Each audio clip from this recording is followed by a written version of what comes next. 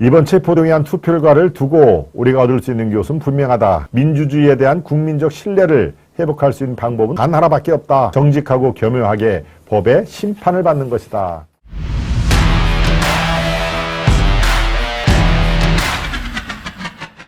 불체포 특권의 역설, 불체포 특권의 역설. 이것도 오늘 춘삼월엔 30만 갑시다. 우리 꽃영감님이 말씀해 주셨는데요. 저렇게 되면 얼마나 좋겠습니까? 춘삼월 이제 한 달 남았죠. 한 달. 예. 자, 불체포 특권의 역설. 이거는 제가 오늘 갖고 온 이 칼럼의 내용인데요. 예, 말씀드렸다시피 칼럼은 이 내용이 좋으니까 이렇게 하자라는 뜻이 아닙니다. 아주 도발적이고 논쟁적이고 여러분들과 생각이 다른 면이 많이 툭툭툭툭 던져지는 그런 칼럼을 제가 종합적으로 우리가 판단을 하기 위해서 갖고 오는 거니까요. 거듭 여러분들께 이해를 도모하기 위해서. 예, 오늘 갖고 오는 칼럼은 조선 칼럼입니다. 노정태 경제사회연구원 전문위원으로 돼 있죠. 노정태. 네, 불체포 특권의 역설 이렇게 되는데요. 조금 철학적인 얘기가 들어갈 텐데요. 그래도 한번 살펴보시죠. 노정태 경제사회연구원. 예, 이렇게 시작합니다. 불체포 특권은 의회 민주주의 최후의 보루일까? 그럴 수도 있고 아닐 수도 있다. 불체포 특권은 총칼을 앞세워 국회의원을 체포하고 헌정 질서를 파괴하려 드는 독재자를 막기 위한 것이다. 의회주의를 지켜주는 최후의 방파제다. 문제는 불체포 특권이 의회주의를 지켜줄 것이라고 장담할 수 없다는 데 있다. 독재자가 힘으로 의회를 짓밟는 상황이 실제로 벌어지고 있다고 가정을 해보자.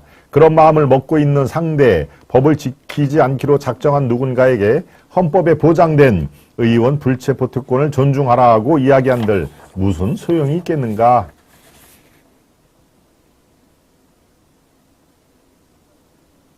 네. 우리는 이런 현상을 불체포 특권의 역설이라고 불러볼 수 있다.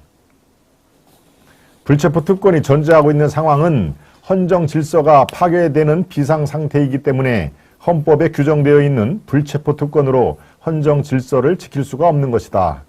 홍콩의 사례를 떠올려보자. 홍콩은 영국의 식민지였고 영국의 법 질서를 따라 홍콩 기본법을 만들었다.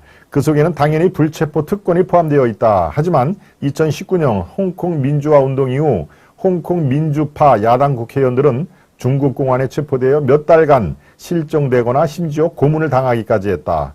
홍콩 기본법은 한낱 종이 위에 쓰여진 글씨로 전락하고 말았다. 불체포 특권의 역설은 이게 끝이 아니다.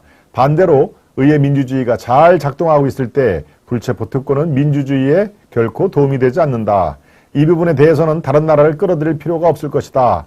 대선 후보까지 했던 유력 정치인이 황급히 국회의원직을 얻고 누구 얘기하는 거 여러분 아시죠? 예, 아까도 아주 주구장창 제가 얘기했던 바로 이재명 얘기를 하는 것이죠. 황급히 국회의원직을 얻고 당대표까지 거머쥔 후 본인을 위한 방탄 국회를 열었던 모습을 우리가 방금 생생하게 목격함과 있으니 말이다. 잘 알려져 있다시피 이재명은 지난 대선에서 국회의원 불체포 특권 폐지 추진을 공약으로 내걸었던 인물이다. 그랬던 그가 본인에게 칼끝이 향하자 강도와 깡패들이 날뛰는 무법천지가 되면 당연히 담장이 있어야 하고 대문도 닫아야 한다. 상황이 참으로 엄혹하게 본질적으로 바뀌었다며 불체포 특권을 적극적으로 활용했다. 이것은 내로남불이라고 웃고 넘어갈 일이 아니다. 그는 불체포 특권의 역설을 온몸으로 구현했던 것이다. 지난 대선에서 이재명이 당선되었다고 가정해보자.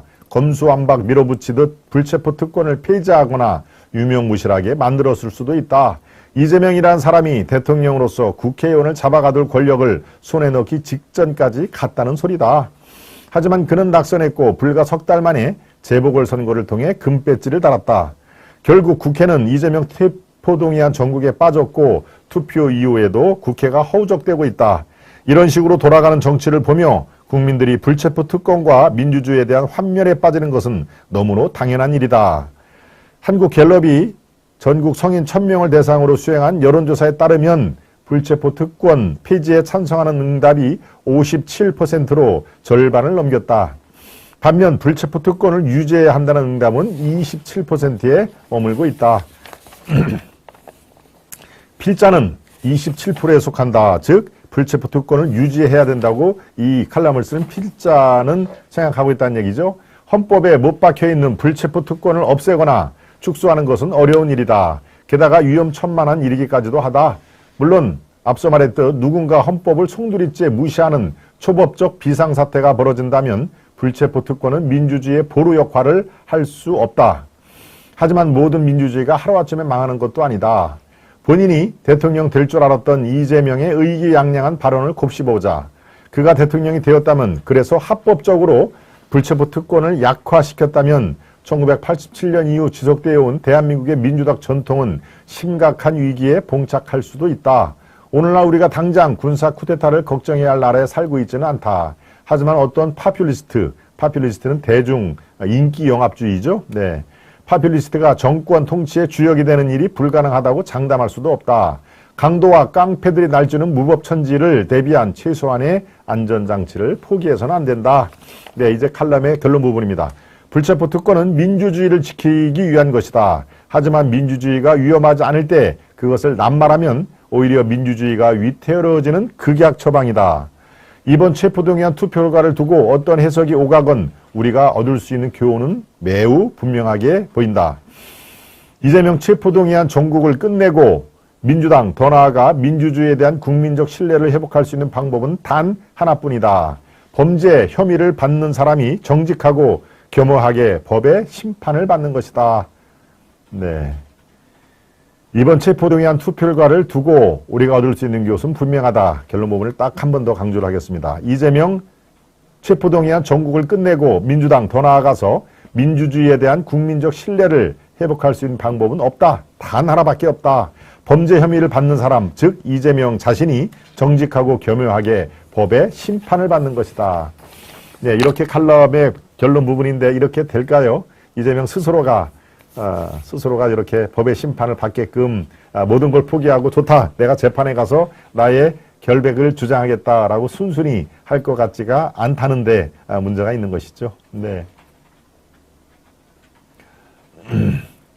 그렇군요. 예, 민영삼 후보 초청 대담하면 구독자가 많이 늘어날 거예요. 도희님. 네. 예, 한번 해볼까요, 도희님? 네. 그렇군요. 제가 민영삼 후보 전화번호를 알고 있습니다. 예. 그렇군요. 우리 손창환 님이 웃기네 라고 얘기했는데 어떤 게 웃기는 것이 칼럼 내용이 그런가요?